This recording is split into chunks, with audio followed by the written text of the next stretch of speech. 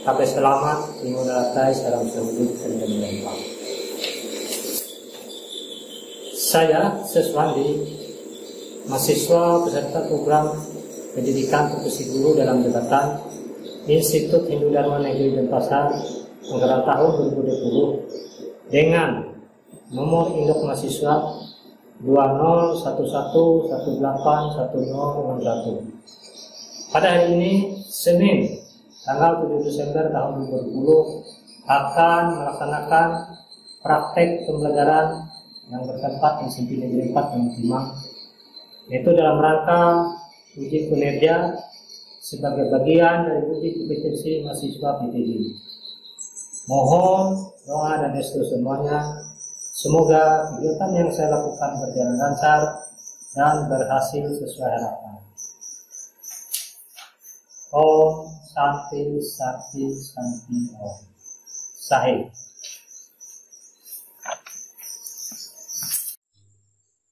Selamat pagi. Sebelumnya kita mengucapkan salam Pananjali. Om Swastiastu. Om Swastiastu. Tapi selamat menggunakan segala sujud dan menyembah. Ya. Apa kabar semuanya? Baik. Sehat semua ya? Sehat. Ya, terima kasih ya. Kita bersyukur semua dalam keadaan sehat ya. Berkat perlindungan yang Ta'ala langit, Gusti Allah Ta'ala ya, kita bisa berkumpul kembali belajar seperti biasa ya, pada hari ini ya. Jadi kita pada kesempatan ini akan belajar ya, itu pada hari Senin tanggal 7 Desember ya. Kita akan melakukan pembelajaran ya, dengan materi untuk kelas 8 pendidikan Hindu dan Buddhist. Nah, sebelum kita mulai, seperti biasa ya, sebelum kita melakukan sesuatu, melakukan pekerjaan, termasuk saat ini kita akan mulai pelajaran ya. Kita akan berdoa ya. Silakan bawa ya, kita tolong untuk pimpin temannya untuk doa mulai pelajaran. Silakan. Ya Tuhan dari Maha Langit, Tuhan Allah Ta'ala, hidupkan yang menjadi wasa pada saat ini kami menuntut hadir di hadapan-Mu untuk mulai pelajaran kami kepadamu yang bersedia kesaksian dan diberi sebagai yang pertama. Ya Tuhan, anugerahkanlah kemuliaan Tuhan kecerdasan di pikiran yang terang kepada kami, karena setiap makhluk hanya dapat disinar berkat cahaya-Mu yang senantiasa memancar. Ya Tuhan, berikanlah kiranya kasih-Mu kepada kami sehingga kami dapat memperoleh otak yang cemerlang hingga kami senantiasa dapat berbuat dan berbudi seperti yang luhur.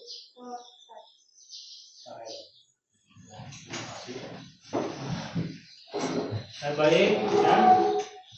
Tadi kita sudah berdoa.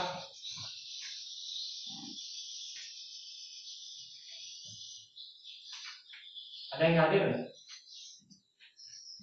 Ada. Jadi ini Bapak lihat semua lengkap ya. Ada 9 orang. Silakan berdiri semua dulu.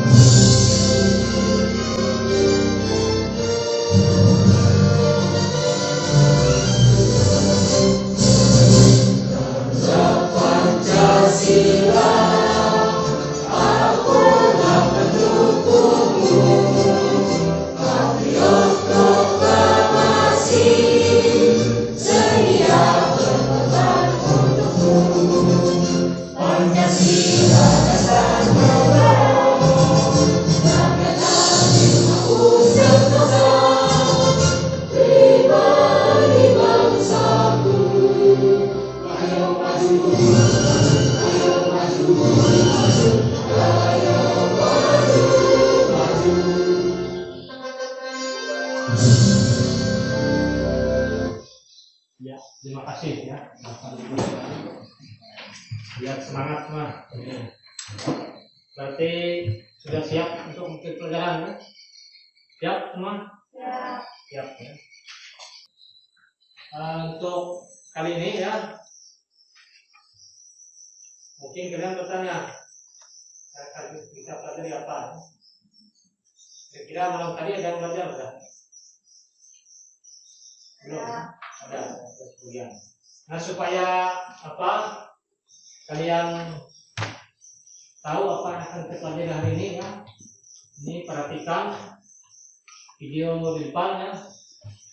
Nanti silakan simak kira-kira apa yang akan kita pelajari ya. Ya, silakan.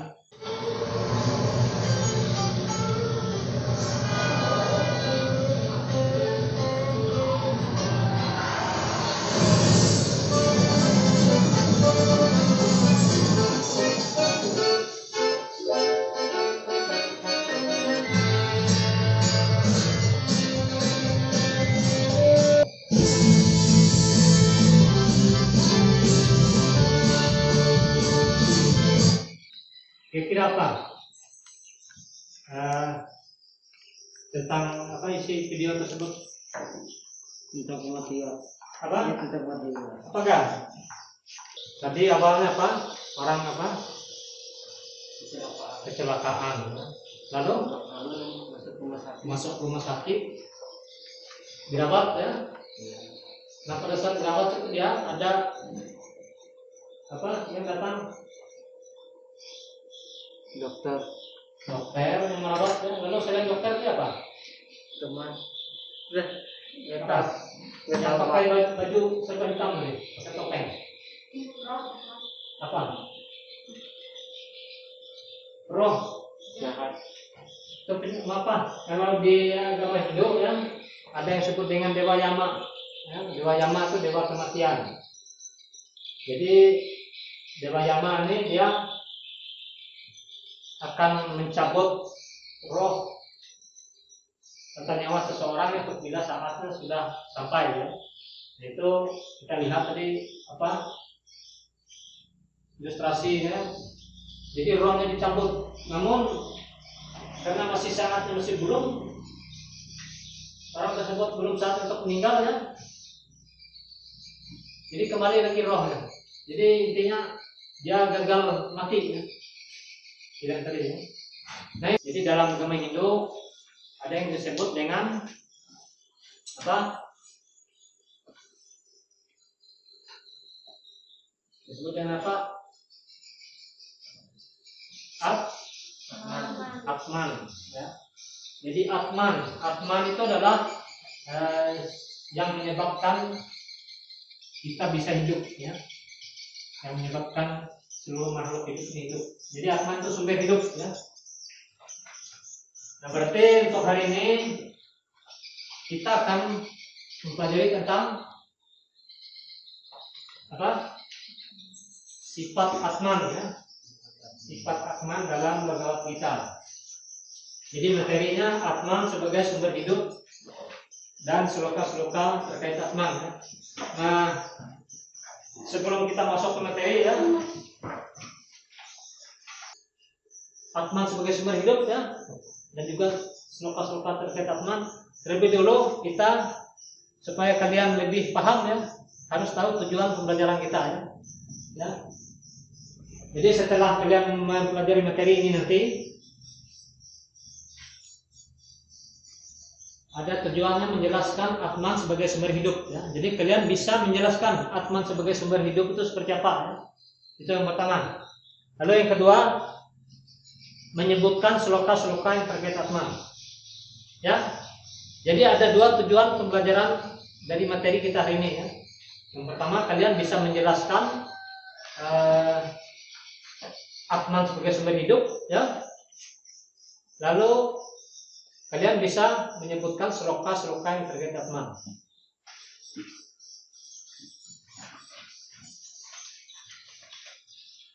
Jadi di samping sambil siapkan buku-bukunya, alat-alat pelajarannya ya. Ini sebagai bahan kalian belajar nanti. kasih lembar kerja ya.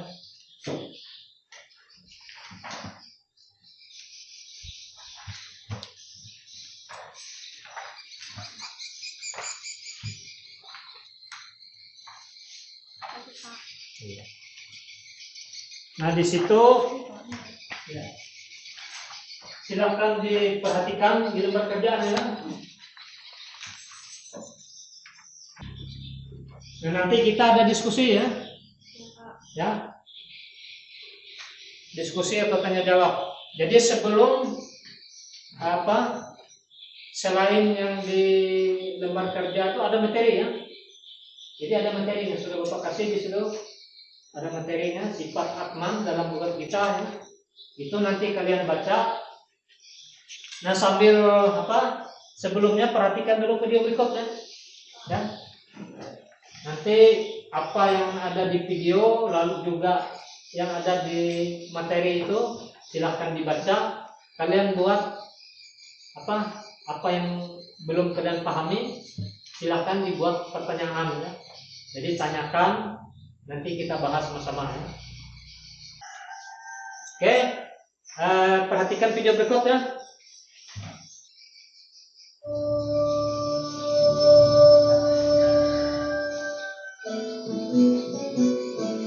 Om Swastiastu.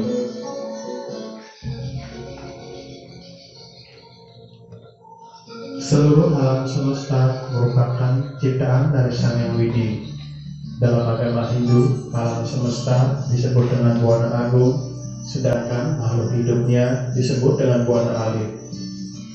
Menurut kitab suci Weda, Sang Yang Widi ada dalam diri setiap makhluk hidup.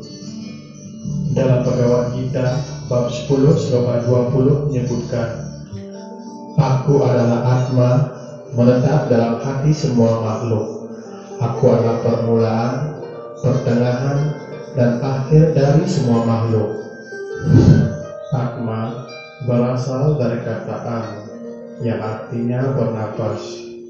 Itu artinya setiap makhluk yang bernapas memiliki Atma. Dalam kitab Upanishad disebutkan Brahman Atman Aikyam. Artinya Brahman dan Atman itu adalah tunggal. Berdasarkan kutipan sloka tersebut, Atma artinya partikel kecil dari Sang Yang Widi yang ada dalam setiap tubuh makhluk hidup. Ada 3 sebutan Atma dalam setiap makhluk hidup. Yang pertama Jiwatma, yaitu Atma yang menghidupkan manusia. Yang kedua Jaggama, yaitu Atma yang menghidupi hewan.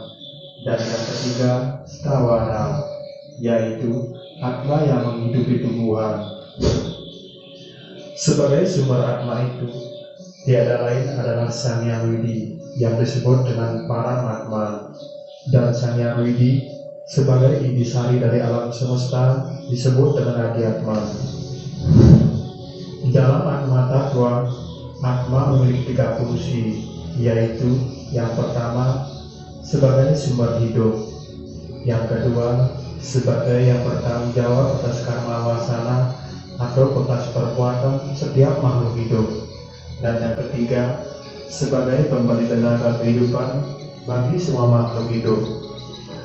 Jadi, Atma merupakan penyebab dari makhluk hidup dan menjadi penggerak atau pengendali tubuh setiap makhluk hidup. Dan pada dasarnya, Atma adalah suci, tetapi setelah bersatu dengan tubuh makhluk, ia mengalami awidya atau kegelapan, yang merupakan sifat aslinya yang terpengaruh oleh sifat-sifat tubuh yang menghidupinya.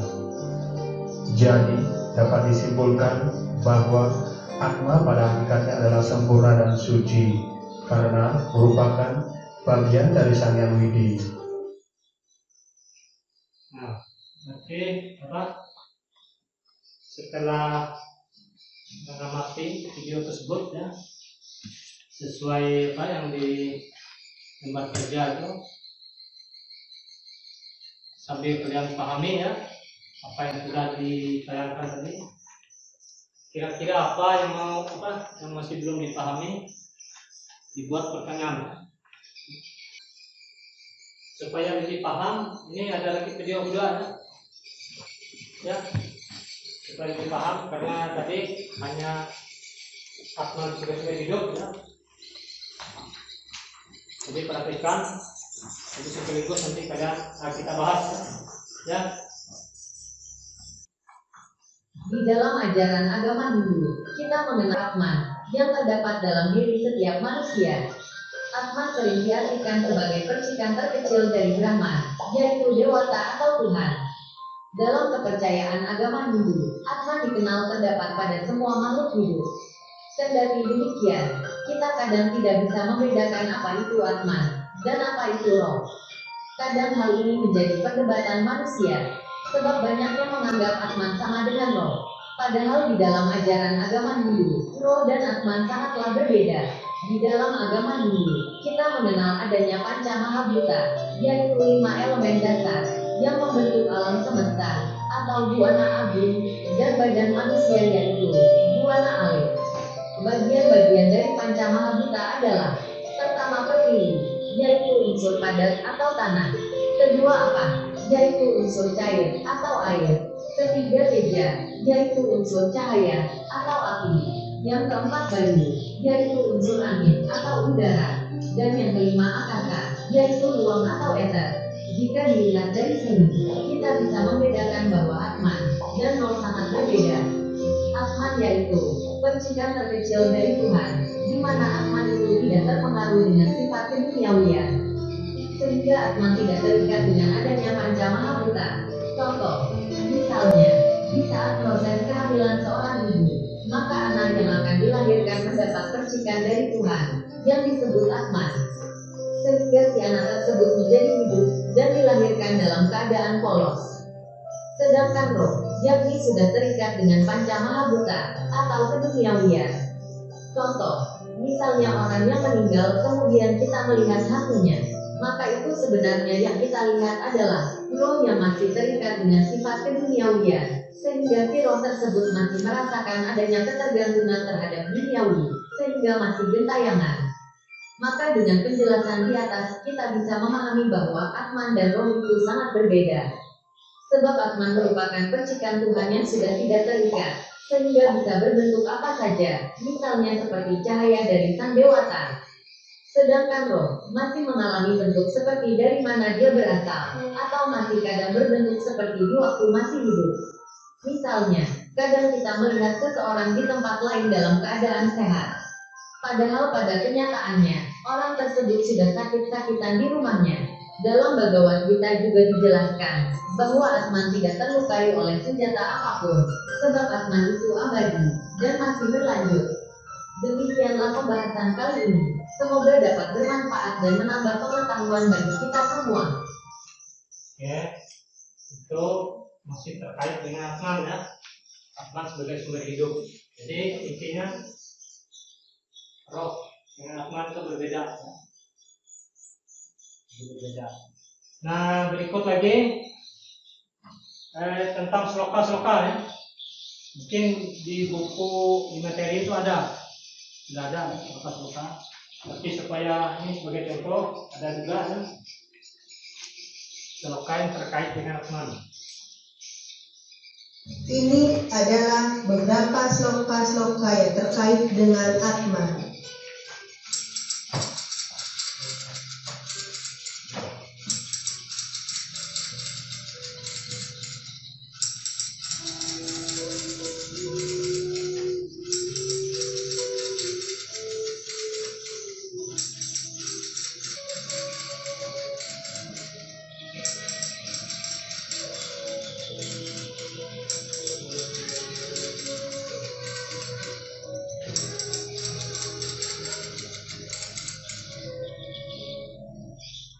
Itu sebagian contoh dari sloka yang terkait Atman ya.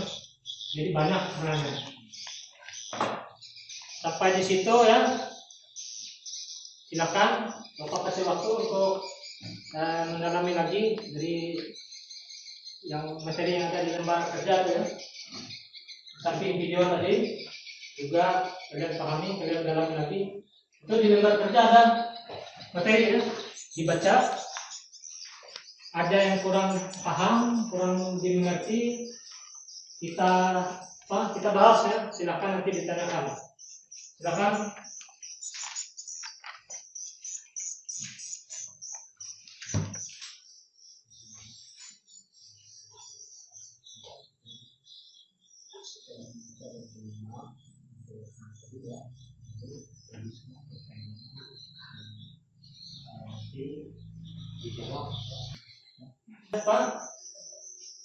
Kita bahas tentang materi tadi ya.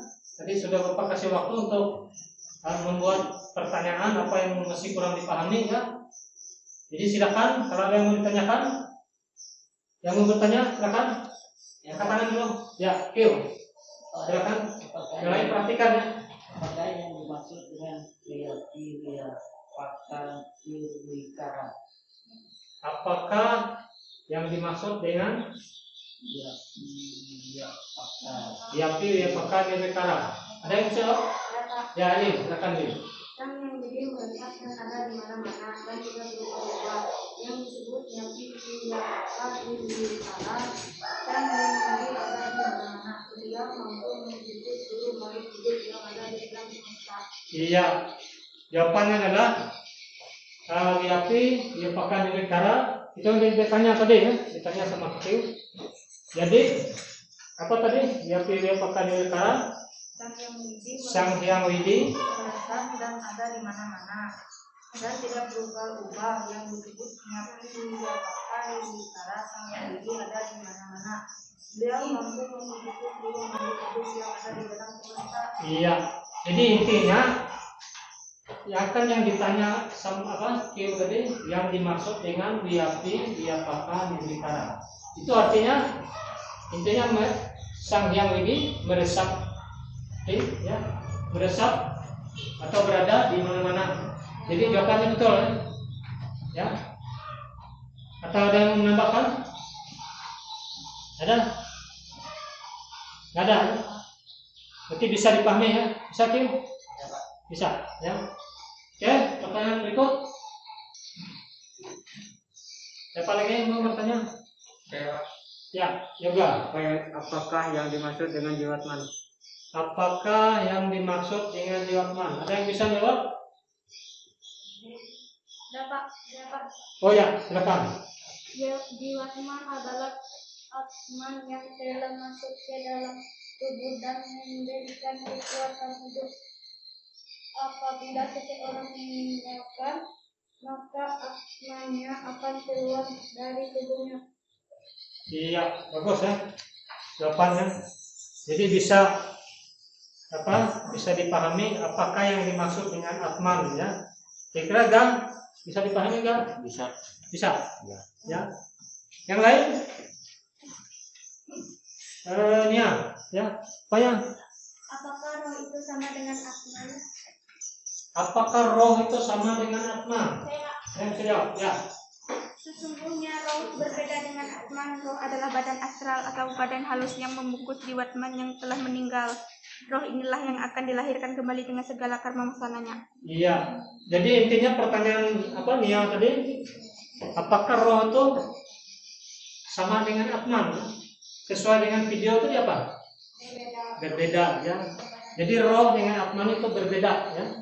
Karena kalau atman dia percikan suci dari Sang Hyang Widi ya. Tapi kalau roh bedanya seperti yang di video tadi dia masih terikat dengan di duniawi yang kan contohnya tadi sudah dijelaskan ya.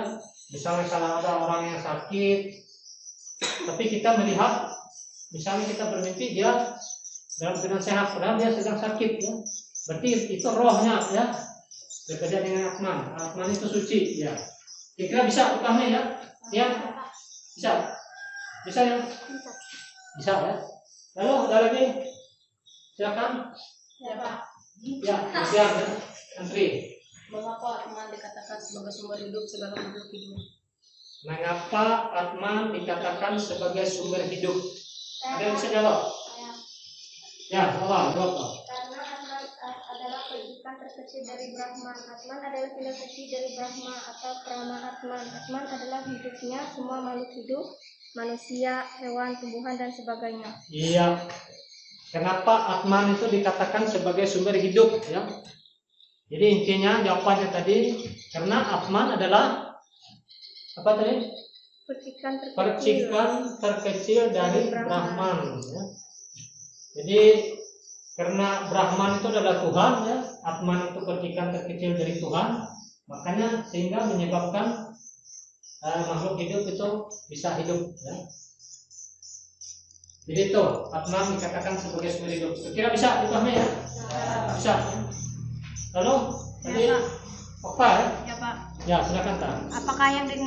Apakah yang dimaksud dari sloka terkait Atman seperti yang tertulis dalam Weda Parakrama? Nah ini berkaitan dengan sloka ya. Apa yang dimaksud dengan penjelasan dari sloka yang tertulis dalam sloka Weda Parakrama? Ada yang bisa jawab? Oh ya. Kutipan sloka dari atas menjelaskan bahwa setiap makhluk hidup diserapi oleh zat yang disebut Atman. Dalam diri makhluk hidup terdapat Atman. Semua kegiatan yang kita lakukan, Atman menjadi saksinya. Iya. Berarti kan yang ditanyakan tadi maksud dari sloka yang tertulis dalam sloka Weda Parakrama. Ya. Jadi di situ dikatakan apa tadi? Maksudnya? Dijelaskan bahwa setiap makhluk hidup diserapi oleh zat yang disebut Setiap Atman. makhluk hidup diresapi oleh Zat yang disebut Atman. Zat yang disebut Atman.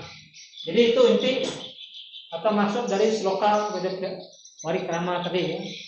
Jadi itu ada lagi yang mau ditanyakan? Silakan. Perhatikan apa dibuka dilihat lagi materinya. Silakan kalau ada yang masih kurang paham ya. Jadi bagus ya banyak yang ditanyakan dan juga bisa ada yang bisa menjelaskan. Ya silakan.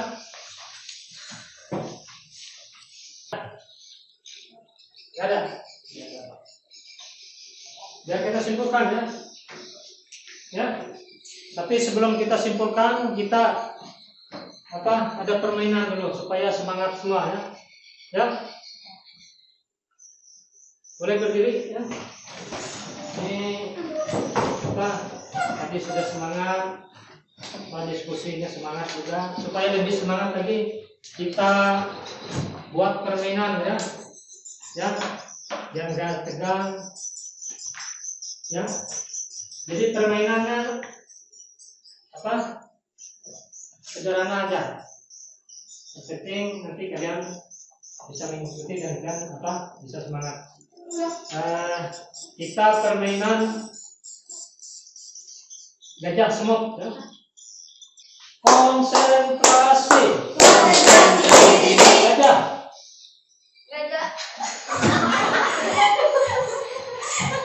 Ulangi ya. Ulangi. Ini harus konsentrasi. Ya. Konsentrasi. Semut. Semut yang paling kecil. Lagi. Ya Pak. Konsentrasi. Gajah. Gajah hewan yang besar.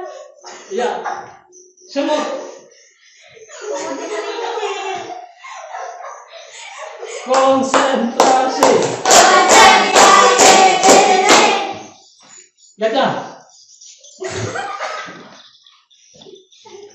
Gajah adalah hewan yang paling besar.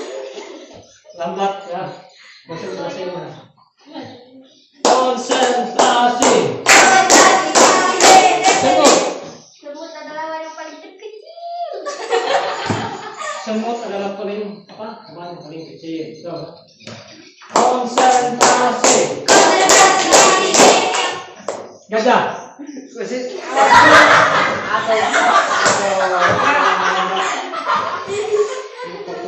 Konsentrasi. Semut. Semut yang kecil. Konsentrasi. Gajah. Gajah hewan yang paling besar. Konsentrasi. Semut. Semut hewan yang paling kecil. Gajah. Gajah adalah hewan yang paling besar. Semut. Semut hewan yang paling kecil. Semut. Semut adalah hewan yang paling kecil. Gajah. Gajah yang paling Iya. Berarti semua konsentrasi ya. Masih konsentrasi. Ya, terima kasih ya. Supaya kalian semangat ya. Jadi lain kali konsentrasinya lebih ditingkatkan ya. Oke. Tadi apa materinya sudah ya. Kita diskusi sudah. Kita simpulkan ya. Jadi perhatikan. Jadi intinya yang kita pelajari hari ini apa? Ada dua ya, sesuai dengan tujuan pembelajaran tadi. Atman sebagai sumber hidup dengan apa? Sloka yang terkait Atman. Jadi Atman adalah hidupnya semua makhluk hidup. Jadi apapun makhluk hidup, manusia, ya, hewan, tumbuh-tumbuhan semua memiliki Atman yang berasal dari Brahman atau Sang Hyang Widi. Itu menyebabkan kita hidup. Jadi itu apa maksud dari Atman sebagai sumber hidup, ya. Lalu sloka terkait Atman, ya. Maksud dari sloka ini, ya. Dari sloka ini intinya bahwa setiap makhluk hidup, ya, apa itu? Diresapi oleh zat yang disebut Atman, ya.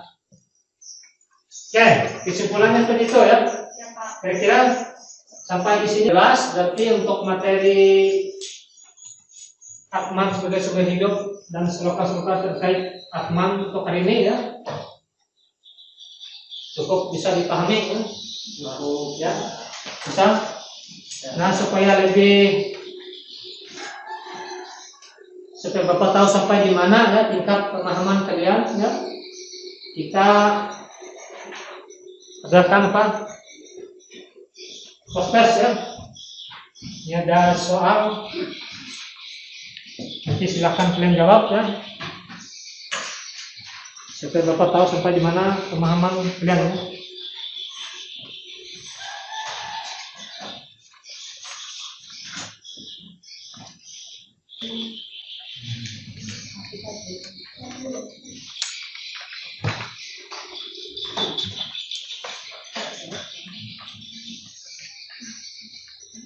Ya, itu ada soal ya, soal tes kalau kalian ada dua soal.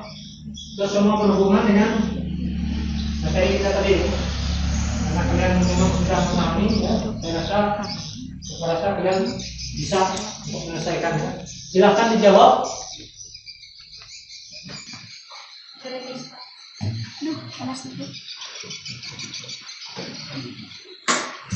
Ya, sudah semua ya. Ya, dalam diri makhluk hidup terdapat Atman yang semua kegiatan yang kita lakukan Atman menjadi saksinya. Bagus jawabannya ya. Tapi semua paham ya. Jadi seperti itu yang Bapak minta ya. Yang kita pelajari itu bisa kalian pahami. Ini rata-rata sudah bisa memahami ya. Berarti untuk materi hari ini cukup bisa dipahami, cukup jelas ya. Nah, sebelum kita akhiri ya, mungkin sekali lagi ada yang mau tanyakan? Ada? Ada ya? Kalau nggak ada berarti ini materi pertama Atman sebagai sumber hidup. Ya berarti pertemuan berikut nanti kita akan belajar tentang upaya-upaya untuk mengatur Atman dalam diri ya. Jadi supaya lebih bisa dipahami lagi untuk materi berikut nanti pelajari lagi materi yang kita pelajari sekarang ya. Maksudnya di rumah nanti setelah sampai di rumah jangan langsung bukunya disimpan ya. Tapi dipelajari lagi ya. Kira-kira bisa dipahami. Oke, sebelum kita akhiri ya, Bapak juga berpesan. Ini kalian sudah bisa hadir hari ini, berarti masih sehat-sehat semua ya. tetap jaga kesehatannya ya. Jadi kira-kira seperti itu. Untuk mengakhiri ya, sebelum kita berdoa, kita lantunkan Melayu seperti biasa. Silakan berdiri dulu. Masih hafal ini, masih ingat? Kan Melayu anak sekolah ya. Oke. Bapak kasih hitungan 3 hitungan nanti silakan mulai 3, 2, 1.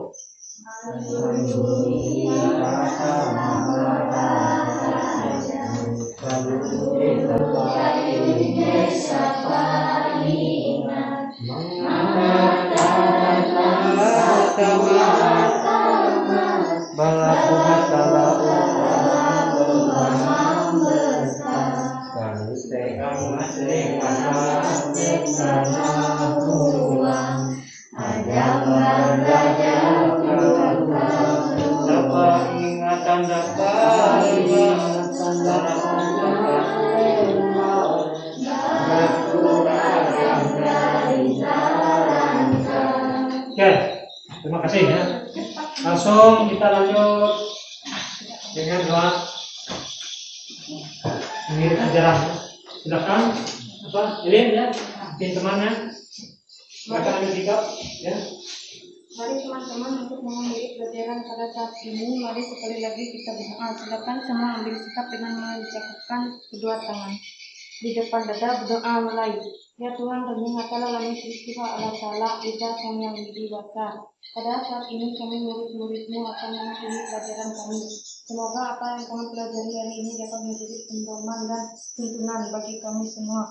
Dalam mengisi masa depan yang cemerlang, bimbing dan tuntunlah kami selalu sebagaimana guru-guru kami yang telah mencurahkan ilmu dan pengetahuannya kepada kami. Ya Tuhan, pada saat ini telah kami telah melakukan keselamatan pada muslimat kami senantiasa dalam lingkunganmu. Sahih. Selamat siang. Kali dengan salam Sarmasati. Om Santi, Santi, Santi, Om Sahih. Om Santi, Santi.